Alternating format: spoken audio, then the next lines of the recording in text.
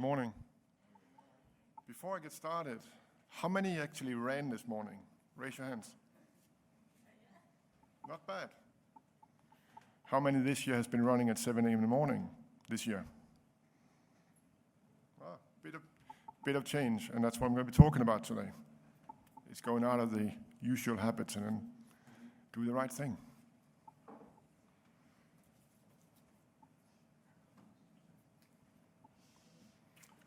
Ladies and gentlemen, distinguished guests, esteemed colleagues and friends, a very warm welcome to you all to this gathering centered around a topic that has never been more critical in our industry: marine procurement, sustainability, and the present climate crisis. This is our moment in supply chain to shine, to contribute. The supply chain is of critical importance in the sustainability agenda, and every single person in this room is a part of it. It's an honor to stand here before you today, extend my heartfelt welcome on behalf of the IMPA organization. In an era where our oceans face unprecedented challenges, where the delicate balance of marine ecosystems is being disrupted by the choices we make, and where the consequences of climate change loom over us, it is incumbent upon us to come together, to engage in meaningful discourse, and to chart a course towards a more sustainable and responsible future. Today I stand before you once again driven by unwavering call to action and tell you it's time. It is time to wake up. We cannot not take action anymore. This unwavering call is a resounding plea to confront head-on of the prevailing issue of single-use plastic and waste management. It's in the realm of marine shipping, and it's the right thing to do. And this challenge is not only an obligation that aligns with our moral duty to safeguard our oceans, but it's also a tangible opportunity to enhance our financial viability. In this room, you'll listen and engage with other speakers on our wide and important agenda with sustainable actions, and you have a role in it. They will be talking about how our ships address decarbonization and other innovative solutions. I want to imagine a fossil fuel ship today represent 90% of decarbonization, leaving ship supply a mere fraction of these emissions. But as green fuel progresses, the environmental balance sheet changes. From ships and ship supply and go from emissions, ship supply will go to emissions of 10, even 20%. And the work is simply not done by changing fuels. As to why we started IMPA SAVE, an action group working on behalf of IMPA members to support their sustainability journey. The IMPA SAVE Council are working tireless, determined and committed getting ahead of legislations. Doing the right thing. We're also inviting other organizations to collaborate on the IMPA SAVE pledge, like UK Chamber of Commerce, who's here with a presence today. The marine industry, which lies at the heart of our discussions, have long been both a source of livelihood and wonder. The sea has borne witness to our achievements, our discoveries, and our shared history. Yet, in our relentless pursuit of progress, we've sometimes lost sight of the fragility of these ecosystems. Our planet is mismanaged and stands in a state of conflict with our human actions.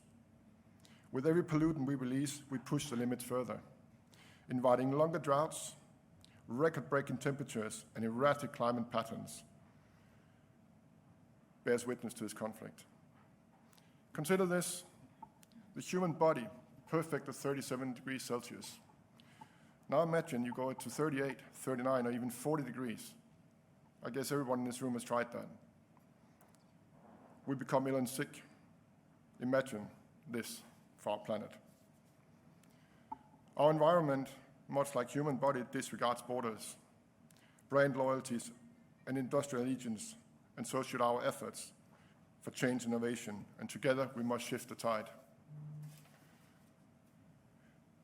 The essence of collaboration and commitment is often met with hesitation, for it demands us to step up as individuals out of our comfort zones and embrace the unknown. As humans, we tend to be resistant to change, blocked by our familiar habits.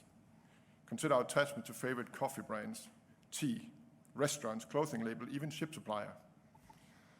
Yet sometimes change is imperative, and if we don't, we all know how profoundly our world, our home, our life support system will change. And guess what?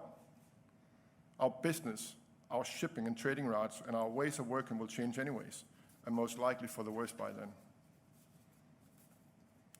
Let's contemplate the staggering possibilities that lie within our grasp. Over 100 IMPA savers, equaling 10,000 ships, among us today. They've joined our movement. They're reducing plastic bottle usage, offering alternative solutions, and cutting costs simultaneously. But consider this. There are over 45,000 commercial ships yet to make this commitment. And the question begs itself, why? The IMPA SAVE pledge and our other initiatives are not only environmentally sensible, but they're also financially smart. And the result lies heavy towards change, and the benefit it reaps are undeniably clear. And just for clarification, my team have encountered inquiries about water in cartons, pest or cholera, some would even say. Our intention is not to advocate for complete replacement of plastic bottles with carton. Instead, we encourage the adoption of onboard water production through filtration systems, a direction in which over 10,000 ships are now headed. In cases where additional water supply is required, we have suggested carton, packaging, or other packaging. And that now you don't require 18,000 liters of water. By pursuing this approach, you can still achieve cost savings, even at a higher price for carton. And many ship suppliers are already equipped to meet these demands. The carton solution might be imperfect, but it's still better than the alternative. The climate crisis, on the other hand, is a stark reminder of the urgency of our actions, as witness the intensification of weather patterns, the potential rise in sea levels and bleaching coral reefs. We cannot afford to remain passive spectators. The crisis demands collaborative response, one that transcends boundaries and unites us in pursuit of a resilient and sustainable planet. Did you know that scientific projections indicate that within 40 years, the Gulf Stream, warm currents, the guardian of the coastal line to Western Europe, the UK, France, Benelux, Denmark, Norway could cease to exist? Such a change would challenge shipping routes and change entire economies. Similarly, consider the alarming scenario where the foundation on New York City and Singapore could crumble due to the relentless encroachment of seawater when sea levels rise. And sea levels likely rising and temperatures rising, we have to address a new fact: climate refugees. As much as 3 billion people might be leaving their homes as they become uninhabitable. And these scenarios, through and though doomsday scenarios, underscore the severity of the situation of our planet.